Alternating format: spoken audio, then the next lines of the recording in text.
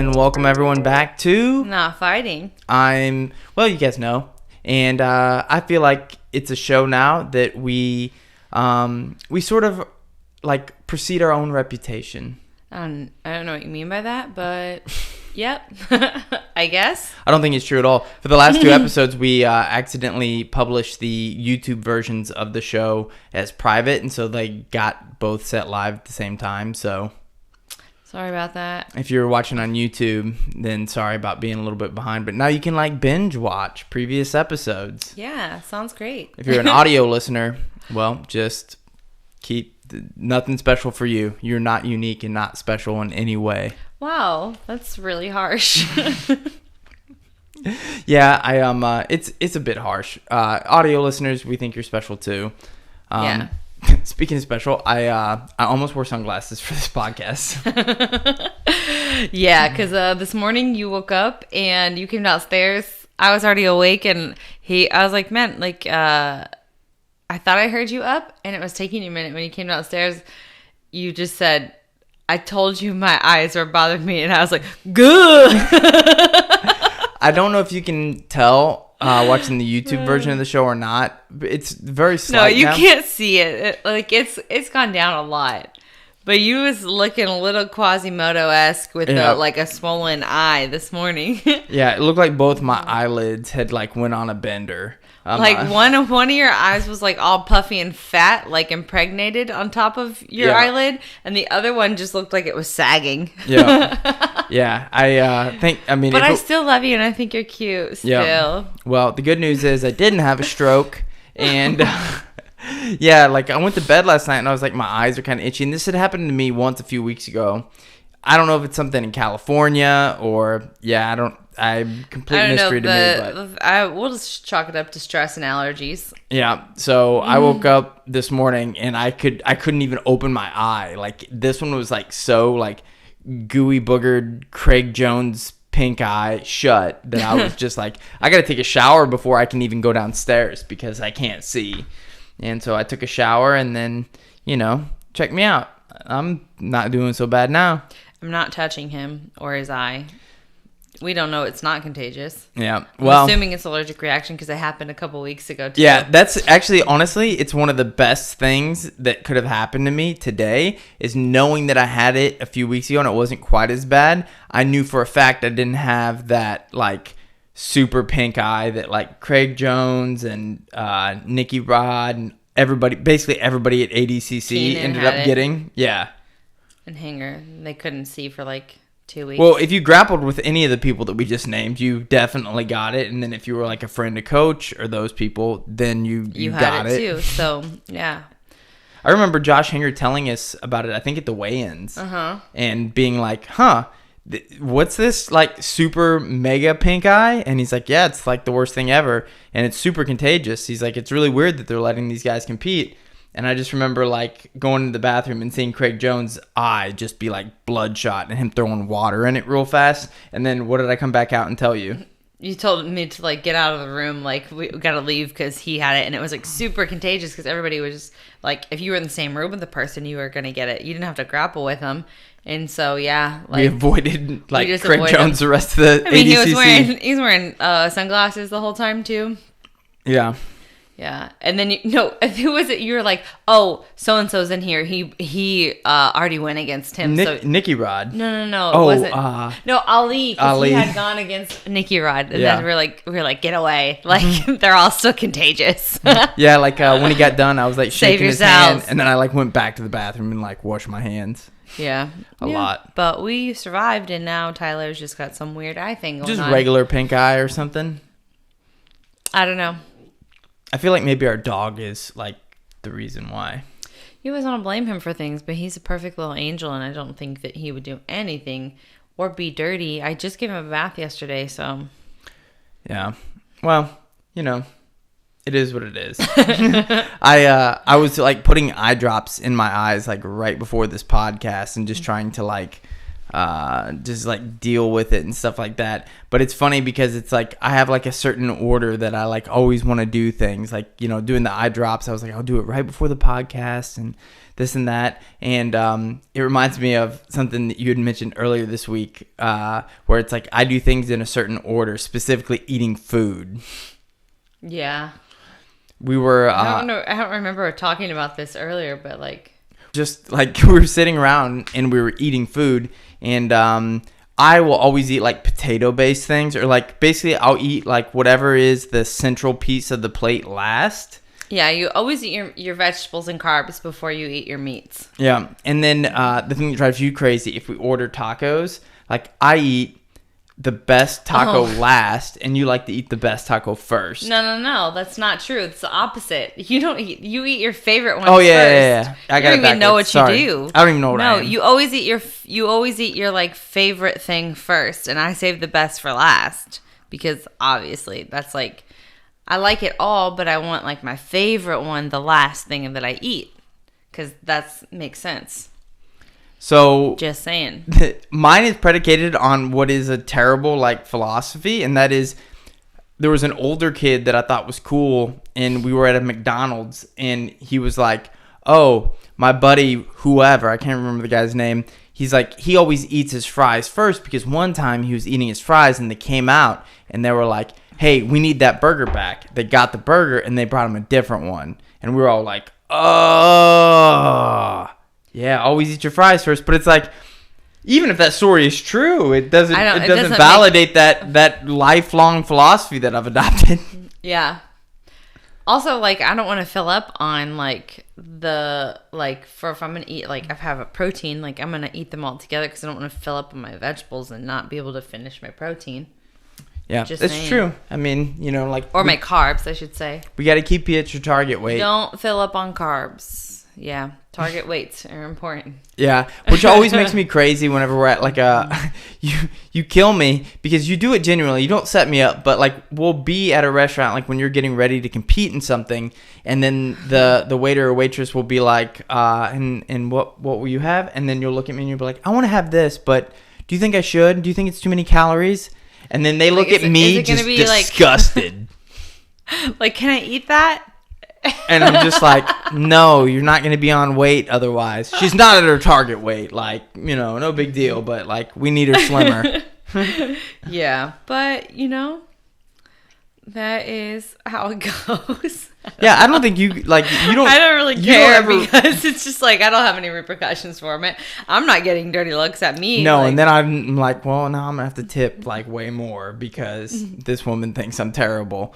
But you know what? I was thinking about it. It is low key a really great hack if you're like a boyfriend or a husband out there, and you're like, man, I'm worried that like maybe she'll get a little thick like her mom or something. Well, that's something I was thinking about. That there was a guy that we both know, and it was somebody that like when I was in high school, he would like hit on me and my sister, but like by talking about how like he thought our mom was cute, or like he would say how my mom was hot. By the way, high school guys, not a great move. Yeah.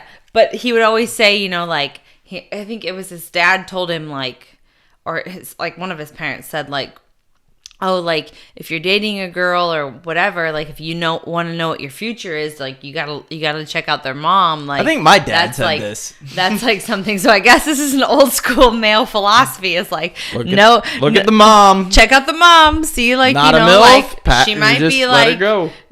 Young and hot and thin right now, but like, who knows what's gonna happen? Like, I'll never forget. My dad did say this to me, and I'm sorry, Bob Bishop. It's so terrible. But I mean, if you want to cancel Bob Bishop, you got a billion other reasons. So, but no, I remember dating a girl in high school, and then him being like, "Who you dating?" And I was like, "I don't want to say the girl's name."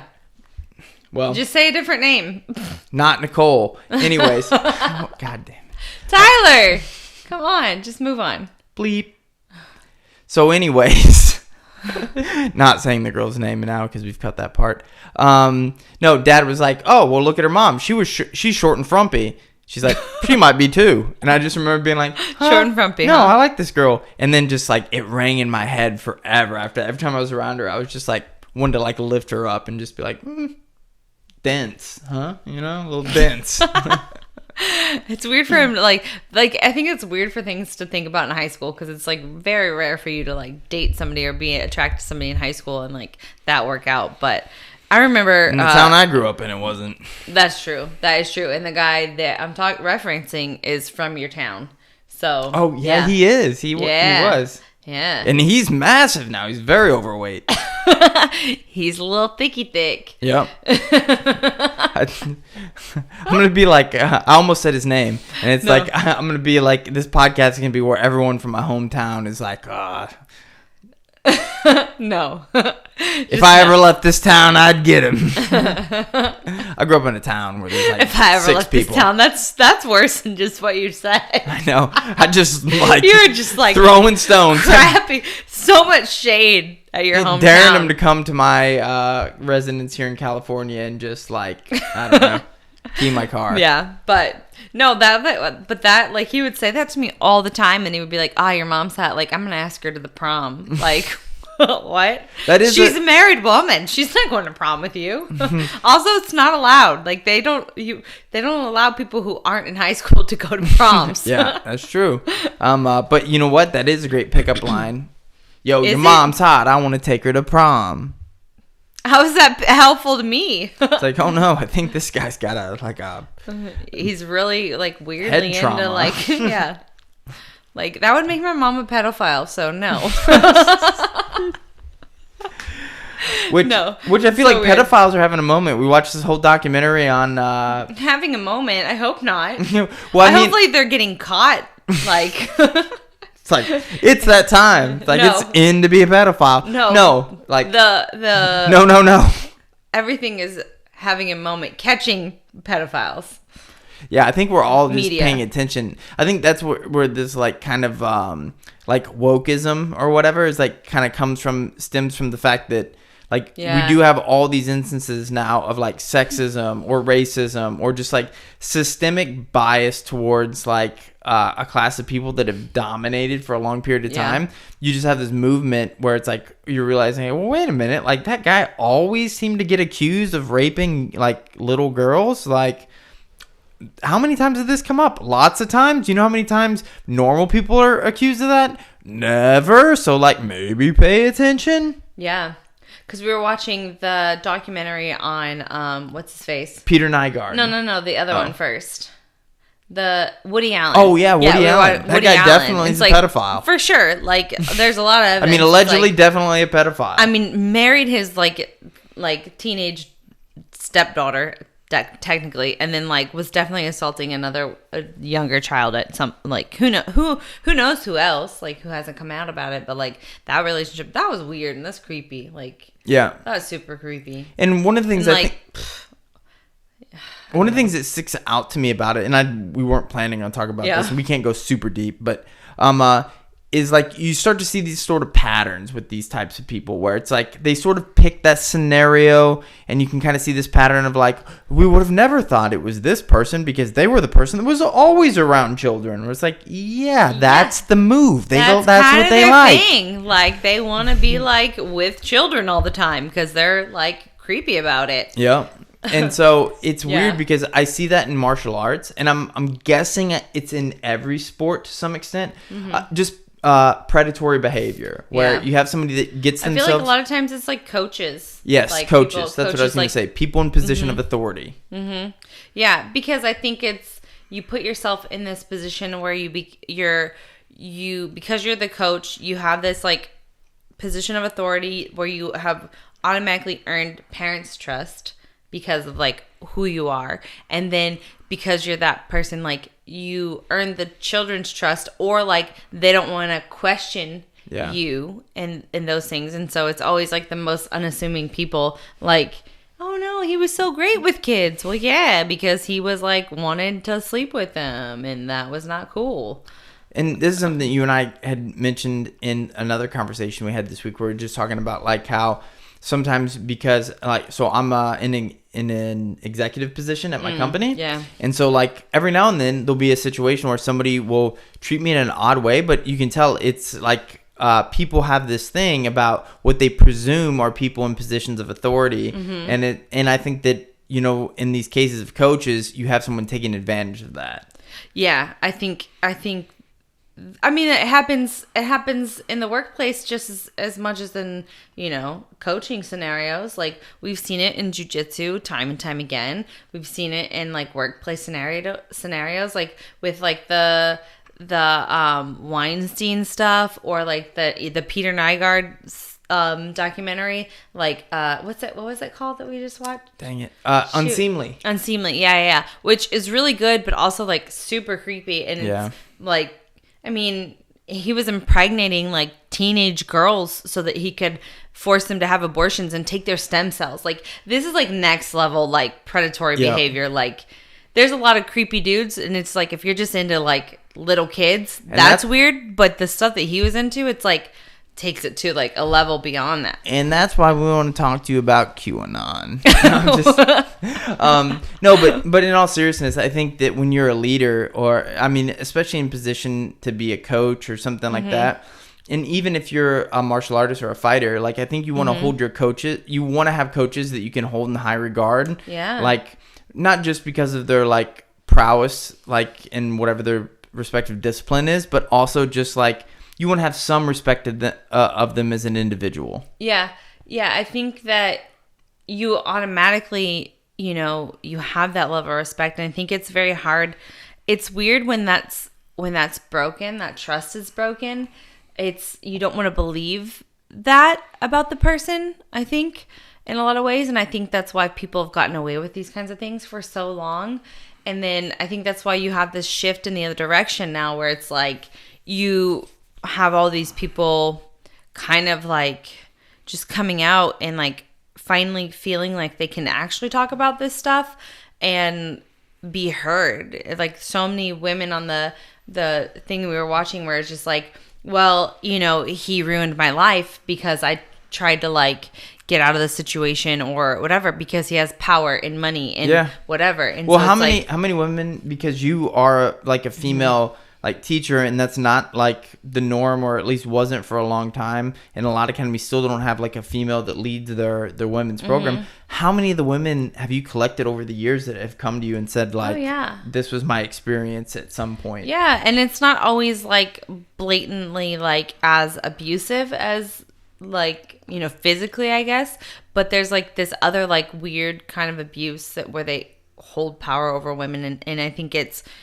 so disgusting. And I think that's something that, as like a leader and as somebody, you know, I'm in charge of like teaching these kids and women and different people, I don't take that lightly, knowing that I'm like a role model. I'm in a position of, you know, having people look up to me. Like, this is something that, you know, I want to be there, and I want to be able to, you know, be a safe like person for everyone around that I'm leading. Like, I want them to feel comfortable. Like, if there's something weird going on, like at the academy, which is not like what, like, I mean, that's not happening right now, but just anywhere in their life, like, I want them to be able to come to me, and I don't want to like to do anything that would like break that kind of trust or like that kind of feeling. And I think there's just so many women that have had that, where, I mean, one of the girls I used to train with me, she was taken in by somebody, and he was an older man, and she was like barely 18 years old, and he tried to put the moves on her. And it's just like, that happens so many times, like so many times. And it's so disheartening, because as a woman, I feel like that like breaks you in a way. You already feel like weaker than this man, and then like feel like almost especially if you're training, like coming to that person to learn how to be like stronger, to protect like, yourself. From the standpoint, And then you have somebody like, that's why I think, especially in martial arts, it bothers me that much more. I feel like I just want to like, they should all be like death penalty. Yeah, like if you get caught in that, that's like molesting kids, where it's like, it's especially bad because you're supposed to be this person that's setting the standard. You know? You're supposed to be this like the safe, like most trustworthy person, and like you've done something to just it's just so appalling, and it's disgusting on any level. And we but don't endorse it here at Not Fighting. Never. We're going to condemn it now. Yeah. Officially. Yeah. But it's gross. And I don't even know how we got onto this topic, but we go everywhere. If you are a pedophile, I'm coming for you. Ooh, oh man, would that be an amazing show? Jena Bishop, pedophile hunter. I'm gonna team up with Chris Hansen, and then it's gonna be like, oh, he's gonna like have a seat, and then it's just like, hey, guess what? This is gonna be a beatdown. You're gonna get beat up by a woman now. Allegedly. Like, I don't know. It's gonna be filmed. Nobody's gonna press charges.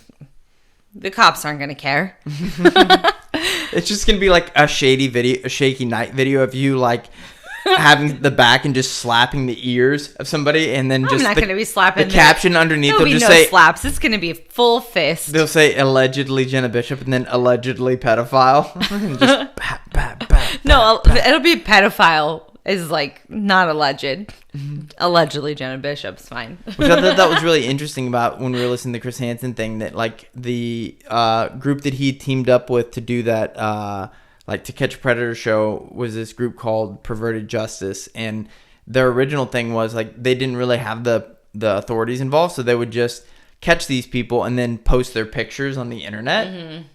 That would ruin your life like immediately. I don't know going to jail, they should be going to jail, like no doubt, like, but I think what bothers me about especially the way that the laws are working, because this is something that like I have a situation with like close family members that have had like a pedophile in their family, and the jail sentencing for that was like minimal, like this person was able to, I think he was in jail for less than 2 years for molesting I think his daughter and one of her friends.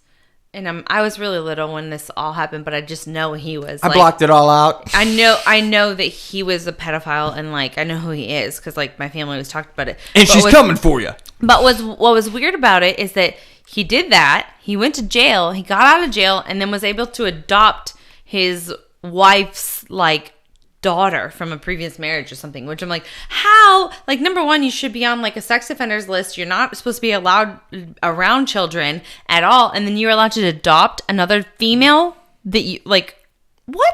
Well, I don't understand. So that kind of stuff, like, it really gets to me. It bothers me so much, and I think that's why I'm like, okay, the law's not good enough. Like, legal justice isn't good enough for these people. So maybe Jena Bishop, pedophile hunter, needs to come to Discovery Plus. Yeah, I think Discovery Plus would be the right spot. I think it'd be really fun to team up with like a lot of like female fighters in general, because I think it's just like we know a bunch that would definitely be involved. I think they'd be good at it, and I think it's like, we can give the power back to the females, like if that are like, because yeah, I'm ready to pitch this now. Okay. So if you are a television or studio producer or in law enforcement, and you would like to, or even a pedophile in this case, get in touch with us, because I don't want to talk to pedophiles. Well, we would need them to like meet us someplace. Like, I'm getting way ahead of this. We're gonna shoot a pilot where you just beat up a pedophile on the street. And we'd be like, this is a rough cell phone video, but like, listen, everyone, this is going to be good. The world's filled with pedophiles, and Jena can beat them all up. You know who I think would be a great partner for me, too? I thought you were going to say, who'd be a great pedophile? No, I think that how dope would it be to have JJ, like, be my muscle in the back, too? Because I think, like, homie would not be I'm nice. afraid JJ commit a murder, maybe. Yeah, we can't get him involved. Never mind. Yeah. Scratch that idea. But I think, you could do it in a classy way. And speaking of classy, you and I, before the podcast, we're talking a little bit about, we watched a female fight last night on the main card of one of the UFC events on ESPN. Yeah, it was a fight night, and the fight just kept, it was frustrating because one of the females, I don't remember the names, but she kept getting like head and arm thrown to the ground and just couldn't get out of a freaking scarf hold for like the whole time. I'm like, because it seemed like it would have been pretty textbook get out of scarf Yeah. But, like, I'll give her the benefit of the doubt. Like, maybe that girl was just But really then good at holding the position. Late in the third round, she just did that one. Yeah, she did. She got out. She, like, finally figured it out. So, props to her figuring it out, just a little too late. Yeah, because what happened at the end of the match was one of the girls... the girl who won allegedly spit in the other girl's face. And I told you right before we started, I was like watching a video where they like did a close. I'm like, oh no, she definitely spit in her face. Can you see it? Like you can see the spit coming out of her mouth? Yeah, that's the thing. Because she just said she called her like puta. And like... And you can... So I think she does that afterwards. Okay. So you can tell like there's a difference when you zoom in on someone's mouth of saying like the P noise, like puh. Yeah. And then also like spitting, which is like, well. Which it's like, man, you won that fight. So like she took it on, I know the girl who won took it on short notice. Yep. And like she won the fight. She clearly won the fight. So it's like, what's the need to do that? Like, I don't care what your beef is. Like, before, after the match, like whatever happened, like it's just like, come on, let's all be professional here. Like we don't need that. And then the other girl that was like, I'll follow you home, and I'm like, girl, you just got beat up for like 3 rounds, so like what you gonna do at her house? Home, get head and arm thrown? So it's just, I don't know. I hate to see that kind of stuff. Like it's always entertaining to see the fights and them flipping each other off like after they fought, and just like, man, you have 15 minutes to settle this, to nothing do drives something. Me crazier than and when then people like talk tough like after the fight. It's like you just were in a scenario where you can't settle this, like, and like you lose, and then you want to act tough. Like, what else are you gonna do? Like, yes, like you just lost a fight. Like, what are you gonna do? Pursue legal action? I don't know. Take it to the streets where there's no rules. I don't know that that's gonna be any different. Yeah, unless you're a pedophile, because in which case, she coming for you. I'm coming. But like, it reminds me of the Paulo Costa thing recently, where after the fight, he got knocked out by Izzy, and then he saw that Izzy like humped him after like and he's like, if I would have known. It's like, if you would have known what, you wouldn't have got knocked out.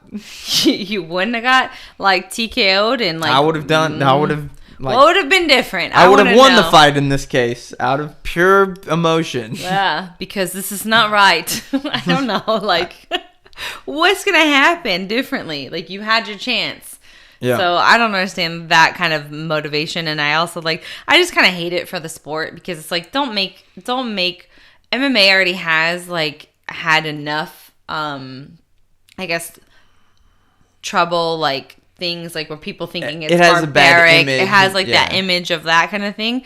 And like if you want to like keep it a sport, like we're not doing like WWE stuff here. The thing is like I like energy, I like beef, I like storyline. So I don't have a problem with it, but like you said, like it's after the fight, to where to me it's like that's the time where you settle the stuff. I'm cool with like having a story and like getting into it before a fight, but then once like when the fight happens, that's the sporting event, you know? And so like, afterwards or like right before, like you can be serious, you can be like trying to mean mug the person or whatever, but like, there was like one girl, like I just don't think it's so funny, because I think it's how I am, but I'm not to this degree where I feel like I need to like mean mug people. But there was one female that I would always be like, man, she seems like kind of mean, like kind of rude, whatever, because every time, like if we were in the same division, she like would give me like looks, or like wouldn't talk, like wouldn't even like look my way, like wouldn't like shake my hand barely, and it was just like that was her thing. Like she had to like, turns out she was a pedophile. Stop. Don't say that. No, you don't, you can't be accusing people of that. That's not okay. It's not a funny joke. Anyway, so but then like there was one tournament we weren't in the same division, and before our matches we were like in the bullpen, and she came up to me and we were talking, and I'm like, oh no, this chick's like really cool, like I like her a lot, she's super sweet, and like she was somebody I'm like, oh no, like I really do like her. It's just like some people have to get in that headspace of where like they feel like they hate the person they're fighting, to where like that's how they like have to get there to get. Yeah, like, we talked to a professional fighter last night. They said they need to be emotional. Yeah, Yeah. Which is like, you know, if I was to say... And for me, I need to not be emotional. I'll fight bad emotional. Yeah. I would say I probably would fight maybe better. I don't know that I'd fight better or worse if I was emotional. But I do have to care. You need to care. Yeah. So there's got to be some kind of emotion. Yeah. But yeah, you're a great example of like, I think emotion would make you fight worse. You're going to rush or... You know. Yeah. Emotion makes me worse. I need to be like robotic. Unless you're going to fight Jen, in which case she's like... Actually, I just need to be loose and having fun. Yeah. I would say like if somebody makes you mad, that's not good either. I've seen you compete against somebody that's like kind of done some weird stuff like right before the match. I won't go into it without being more specific, but like... This person's got a lot of problems with a lot of people, but she just happened to do one thing to you, and I just remember you fought really, really well, and that it was at the weigh-ins. Ah, gotcha. You know what I'm talking about. Yeah. Look into it. Do your own research. Yeah. But that was one of those things where it wasn't like, that didn't make me mad. I was just like, I feel bad for you that you're trying to be that way. Like, I just remember in the setting, I just remember us both being like, huh? You know, like...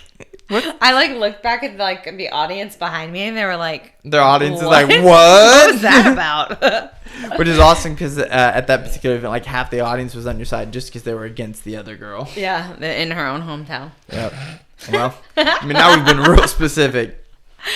You can draw your own conclusions. Draw your own conclusions. Do your own research. Yes. And I don't know. I think that it's weird because you do have people that I feel like, you know, they get in their own way with that stuff. Like we were talking about last night with Kevin Holland. Yeah. He fought Derek Brunson, ended up losing the fight. And the whole time he was like kind of talking, but in between rounds, he was like talking to Khabib, like on the, like side, like I'm like, dude, focus on the fight. Like I like the trash talk, the like playfulness, like having fun is one thing, but like you still have to be able to do that and focus on what you're doing. Like it can't be a crutch to where I think sometimes people use it, and I'm not saying this about him because I don't know him or where he's coming from, but he fought dumb like last night. I don't think like I said last night, I don't think he fought his best. And I think like there was definite situations where he literally fought worse than he could have. Yeah. Because he wanted to just kind of play it off like, oh, he's just keeping it playful. Yeah, but it's like, I think people use that as like